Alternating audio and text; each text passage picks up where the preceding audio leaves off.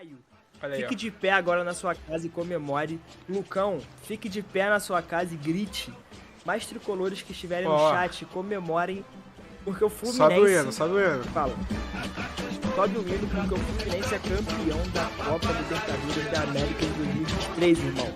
Depois de 15 anos do trauma, da sofrência, daquele momento que parecia que nunca ia acabar. Caraca. O Fluminense ganha o Boca Juniors 2-1 na prorrogação. Gol de Germán Cano e John Kennedy. Cara, que história, que momento, que trajetória. Irmão, fala sobre o jogo. A gente já falou bastante na live de sábado, né? Nossas projeções e tudo mais. Mas agora, pós-jogo, eu quero te ouvir também. Eu queria fazer uns comentários. Antes de a gente entrar no assunto do jogo, queria... Boa. Até você pode completar também, cara, como a gente, Rio de Janeiro, a gente conhece muitos tricolores, né, cara? A gente tem amigos tricolores, a gente acompanhou, apesar de nós não sermos tricolores, nós acompanhamos essa saga da busca da Libertadores desde 2008 aí do Fluminense, de perto, o Fluminense sempre tentando ali de volta e conseguiu chegar nessa final. Os tricolores que eu conheço, irmão, estavam com nervosismo, assim, cara, absurdo. E eu sei porque a gente já passou por isso, então... Eu ficava, caraca, cara, ia ser muito legal se o Fluminense ganhasse a Libertadores pelas pessoas que eu conheço, os amigos meus que querem ser felizes, apesar da gente dar aquela secada, rivalidade, faz parte do futebol, mas é muito legal ver a galera feliz, ver a galera emocionada, chorando, como teve o relato do Lucão, outros amigos meus que choraram, prometeram coisas, ficaram malucos. Mas, cara, parabéns aí ao Fluminense, campeão da Libertadores 2023, muito merecido, muito merecido. Aí já posso até entrar aqui no jogo já, porque, cara, foi um jogo onde o Fluminense demonstrou a sua força e foi jus a tudo que veio passando na temporada. Apesar dos momentos de baixa ali na temporada, o melhor futebol da América do Sul transpareceu completamente nessa partida, porque o Boca Juniors não viu a cor da bola, na minha opinião. Tentou fazer o seu jogo, tentou aquele jogo truncado, mas eu acho que não adiantou, mano. O time do Boca Juniors é muito fraco mesmo, vou ser sincero pra vocês. Um jogador ou outro ali que... Cavani, decepção. Cavani não jogou nada. O Advíncula ali fez uma boa partida, o autor do gol, e foi o momento onde o Boca ali cresceu um pouco na partida, né? Porque até então era um jogo muito fechado, até o Fluminense achar o gol ali. Tava sendo um jogo muito fechado, pouquíssimas chances, né, Arthur? Um jogo de poucas chances. E aí chegou o momento da mão de Fernando Diniz. Você com certeza sentiu o dedo do Diniz nesse lance? Que é o clássico Fernando Diniz, que é botar a galera pra jogar junto do mesmo lado, o seu esquema funcional, padrão.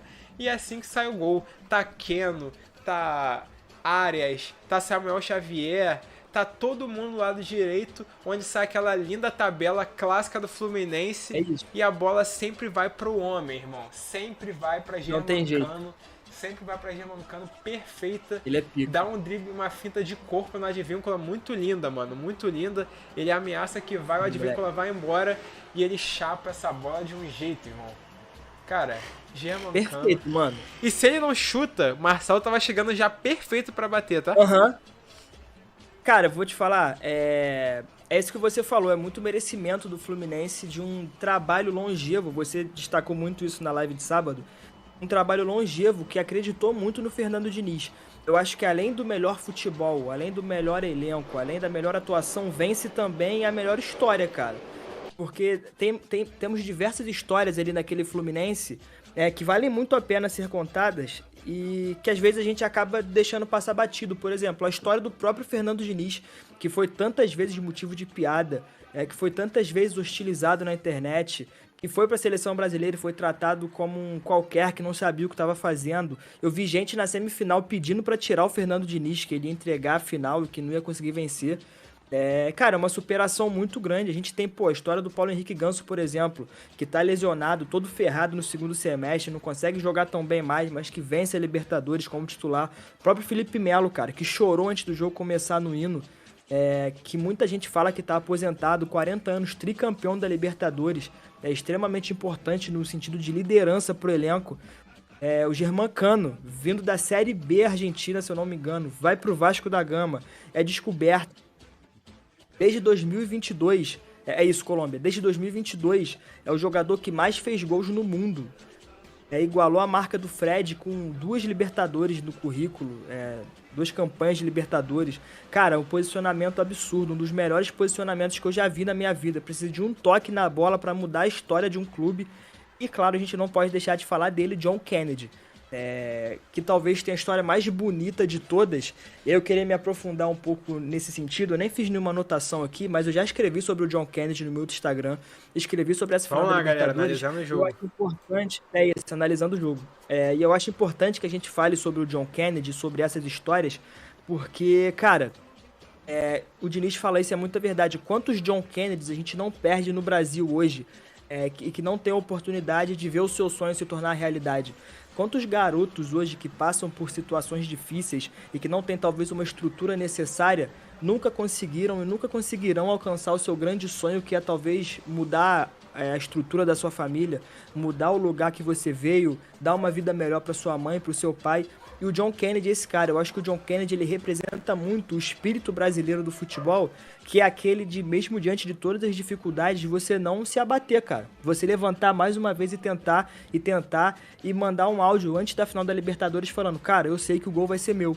Apesar de tudo que eu já passei aqui, de eu já ter sido escanteado algumas vezes, de eu já ter sido chamado de diversas coisas na internet, eu sei que o gol vai ser meu porque eu tô predestinado para fazer história. Isso é o futebol brasileiro na sua gênese, irmão. Isso é o nascimento do futebol brasileiro e foi isso que fez o futebol brasileiro ser o que ele é. E eu fiquei muito feliz que o gol saiu dos pés dele, um golaço absurdo, o moleque é craque de bola. E eu espero que o futebol... e eu vi isso no Instagram, gostei muito. O futebol do Brasil com S, não o Brasil com Z, da Europa, o Brasil com S volte a ser aquele que a gente conhece, do peladeiro, como o Abel gosta de dizer, né? Do jogador peladeiro, que gosta da bola, que se movimenta, que briga, que vai pra cima e que não tem medo. JK é esse cara, ele não tem medo de jogo grande, não tem medo de adversário, não tem medo de nada. E decidiu até a final pro Fluminense, chegou na final, cravou mais um, irmão. História linda. Que roteiro, né, História cara? linda do filme. Parabéns pro Fluminense. Roteiro de filme, mano. Roteiro de filme. Cara, eu queria falar de outro cara que foi muito importante nessa final e tem sido muito importante, principalmente nessa reta final, que é o Keno. Cara, partidaça do Keno também. 2 assistências. Foi o cara ali que fez os últimos passes ali desse jogo, dessa campanha. Porque, cara, o Keno também chega no Fluminense, uma chegada meio controversa. Muita gente falou, pô, Keno... Jogador em fim de carreira, muita lesão. Eu vi gente falar que ele não ia jogar tantos jogos assim no Fluminense. Cara, uma linda história também. Esse time do Fluminense, cara, tem uma história muito maneira. Não é só ali aqueles caras que chegam, chegou. Todo mundo ali, quase todo mundo que chegou tem uma história. O Fábio chega desacreditado depois do Cruzeiro, sai enxotado de lá, maior ídolo da história do Cruzeiro, sai daquele jeito, chega, jogador velho, deu certo. Samuel Xavier vem do Ceará, galera, pô, o atleta lateral do Ceará, deu certo. O Nino, quando chega do Fluminense do Criciúma, quem é Nino? Chega, já vai pra Europa. Felipe Melo, apesar dos pesares, das críticas, é um cara muito importante. O Marcelo, nem se fala, não fez uma grande final, na minha opinião. Até deu mole ali. Mas aí chega o Diogo Barbosa, também desacreditado. Cara, que roteiro. Você vai mais pra frente, tem o Lima, não tava fazendo uma boa temporada. Começou bem, mas não tava tão bem. Mas entra bem na partida também, dando aquele gás. Paulo Henrique Ganso, acabou a carreira do Ganso. Com o Fernando Diniz, cara, o Ganso, um dos principais jogadores do Fluminense, tá aí hoje em dia aí, campeão da Libertadores, sabe? Cara, todo mundo ali tem uma história, todo mundo tem... O Diniz soube trabalhar com isso pra deixar esse título ainda mais bonito, sabe? Ainda mais humano. Sim. Uma parada, cara, é incrível, cara. Esse título eu vou ler, acho que a gente pode ler... A gente pode ler os comentários. Eu queria falar um pouco mais sobre o Fernando Diniz depois, porque não tem jeito. Vou ler aqui da galera, ó. A galera aqui, ó. Tem bastante, hein? Tem muito bastante, comentário. hein? Comemora tricolor, é campeão. Fora do hospício, a bolha do Twitter, todos os rivais que me conhecem me parabenizaram. Com certeza, cara. Com certeza. Eu vou ser sincero, eu sequei Fluminense, sou flamenguista, mas tem que dar o braço a torcer. Acabou o jogo, fui parabenizar todos os tricolores que eu conheço e isso aqui eu não preciso esconder de ninguém, irmão. Isso aqui é verdadeiro. Caio Lins colocou, quando acabou o jogo, eu e meu pai, a gente virou, abriu a porta na varanda, meu pai soltou fogos, eu tava até chorando. Olha a emoção do torcedor, cara. Muito maneiro. Eu parabenizei meu brother também pessoalmente, o Arthur Xavier. O Lucão, sinceramente, um dos piores bocas que eu já vi, eu acho que é o pior, tá? que chegou em finais com certeza. O último brasileiro que ganhou o Boca na final ganhou um time inglês azul no Mundial. Arthur Xavier. Será? Eita. Será? Pode sonhar, Lucão. Aí, Lucão, que se repita, meu mano. E colocou que o Ganso pipocou. Mas aí o Lucão, ó, todo mundo que estava no estádio, inclusive amigos deles, disseram que a parte tática do Ganso foi muito boa até ele cansar. É, porque com a bola no pé ele realmente não foi muito destaque assim no jogo. É isso. Ele não tá aguentando mais o ritmo 100%. Verdade, mas já elogiou ele na tática. JK focado é craque. JK é craque. John Kennedy foi revelado pelo empresário do jogador lateral René. Olha a informação aí do Arthur Xavier. E aí, ó, pra mim, o melhor jogador do Fluminense é o Aras, só que ele não recebe tantos créditos. Cara, Aras realmente é surreal que Aras joga. É craque. Fábio, que terminou a competição como goleiro com mais defesas difíceis. Martinelli cresceu muito no Fluminense, o titular incontestável. Então, a gente vai falando, você vai lembrando outros nomes, todo mundo tem uma história muito bonita nesse time, dessa conquista do Fluminense, cara. Todo mundo. Cara, e não tem como falar sobre história bonita no título do Fluminense sem falar Pode falar, que eu sei que você quer falar do professor.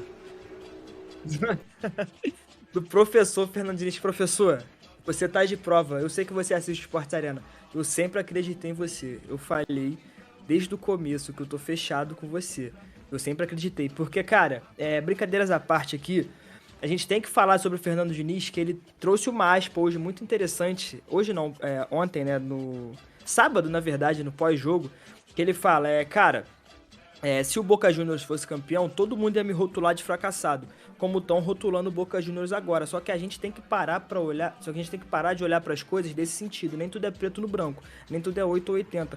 Não é porque um vence que o outro que perdeu é fracassado. A gente tem que focar muito mais no processo e nas coisas em si do que simplesmente na vitória e no dinheiro. Nem tudo se resume a isso no mundo. E eu acho que ninguém melhor do que Fernando Diniz para falar sobre isso, porque, cara, eu já falei isso aqui algumas vezes, eu sempre vou bater nessa tecla. Eu acho que o Diniz, eu nem sei se ele tem essa noção, mas eu acredito que o trabalho dele é muito filosófico, cara. A gente tá falando de um cara que possivelmente é o único que tem a capacidade de fazer o Brasil voltar pro lugar de ser a potência mundial de futebol. E quando eu digo isso, eu não digo que só me baseando na parte técnica ou na parte tática, que o Diniz é o melhor treinador do mundo, que não tem nenhum outro treinador do mundo que seja melhor do que ele. Não, esse não é meu ponto. O Diniz não é o melhor treinador do mundo e pra mim não é nem o melhor brasileiro. Eu ainda acho o Tite melhor do que o Fernando Diniz. Mas o meu ponto é o seguinte, o estilo de jogo do Diniz, ele é muito simbiótico com o estilo brasileiro. É uma coisa que anda lado a lado, irmão. A gente não vê isso hoje em dia. Desde a Copa de 2014, quando o Brasil perde de 7-1 para a Alemanha, é inevitável perceber que o Brasil começou a tentar copiar o futebol europeu. A gente começou a ficar europeutizado. Não sei se essa palavra existe, eu acabei de inventar agora. Mas assim, Arthur, isso é errado? Não é errado. Eu acho justo que a gente tenha como modelo o futebol europeu, até porque é o melhor do mundo, com melhor investimento, mais dinheiro, etc, etc, etc. Mais infraestrutura. Só que eu acho que a partir do momento que a gente passa a tentar emular o futebol europeu aqui, perdendo a nossa essência, alguma coisa deu errado. Isso começou a crescer no futebol brasileiro, e os nossos jogadores, que eram conhecidos por ter o drible, por ter a irreverência, por ter quase que uma irresponsabilidade com a bola aí dentro de campo, passaram a ser robôs. Só obedeciam sistemas, só faziam o que eram programados, como se tivessem com uma rédea na frente, só tocando a bola pro lado e obedecendo o que mandavam. E o futebol brasileiro não é isso, cara. Eu acho que o Diniz traz uma ruptura que por mais que ele não tivesse vencendo títulos até esse momento, já dava para ser sentida. E esse título só carimba ainda mais que ele é um treinador diferente que veio para ficar, na minha opinião, tá? Porque eu acho que quando a gente fala de Fernando Diniz e quando a gente for falar desse Fluminense Sim. daqui a 30, 20, 50 anos, a gente vai falar que foi um time que tentou fazer diferente e conseguiu fazer diferente. Por isso que fica tão marcado na nossa memória aquele 5-1 contra o River, esse 2-1 contra o Boca, aquele 2-1 contra o Internacional, aqueles diversos jogos que o Fluminense botou no bolso jogando de uma maneira diferente, totalmente contra o sistema. Então acho que pra mim é o que fica. Mesmo que o Diniz tivesse perdido essa final e que o Fluminense não conseguisse sair com a taça, eu não acho que o time seria um fracassado e que o projeto tinha que acabar porque é tudo um lixo. Eu acho que, cara, é um processo E o Fluminense tá no caminho certo, cara. Talvez a gente veja o Fluminense aí brigando por coisas maiores daí pra frente. Você acha que isso pode acontecer? O Fluminense passar a ser um time corriqueiro na Libertadores, brigando lá no topo? Acho Chegando que numa semi, chegando nas tirou um quartas. peso das costas de é que nunca ter ganho a Libertadores. Eu acho que pode acontecer como aconteceu com o Flamengo, como aconteceu com o Palmeiras. Depois que você ganha uma ali, você tira aquele peso e o time entra com menos pressão. O Fluminense já vai chegar na próxima Libertadores com o status de atual campeão. Todo mundo vai querer ganhar do Fluminense, Sim. todo mundo vai querer fazer história em cima do Fluminense. Mas eu acho que o Fluminense, apesar de perder alguns jogadores, como é certo a saída do André, a saída do Nino, eu acho que o Mário vai ter que abrir um pouco mais os cofres, apesar do Fluminense não estar bem financeiramente assim.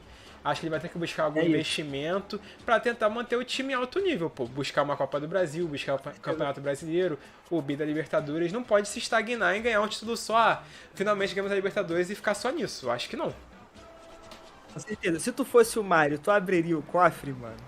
Cara, abriu o cofre. O seu já tá aberto? Abrir, né, mano? Não tem jeito. Não, mano.